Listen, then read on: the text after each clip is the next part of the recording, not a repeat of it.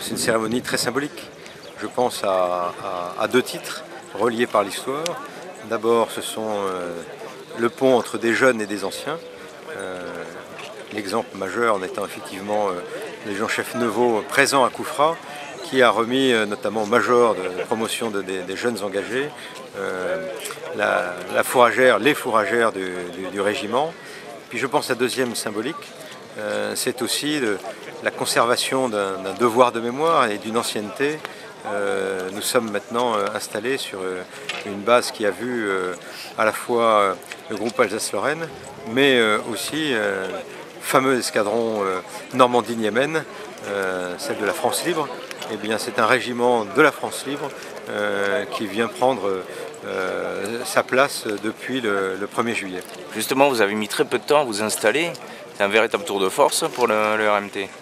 Alors, l'installation paraît facile, mais ça veut dire que la préparation était longue, détaillée, et je dirais qu'au-delà de la préparation, l'enjeu, c'était de s'installer le plus rapidement possible pour pouvoir se préparer rapidement pour repartir en opération entre septembre et février de l'année prochaine.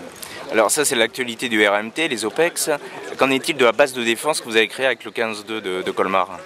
Alors, la base de défense, effectivement, sera créée au 1er janvier 2011 à Colmar. Et ce n'est pas un hasard. Nous avons le 15-2 régiment frère qui est à côté, qui est d'une autre brigade, et le RMT, qui est la deuxième brigade blindée, qui vont travailler en synergie avec un soutien commun, qui est celui de la base de défense.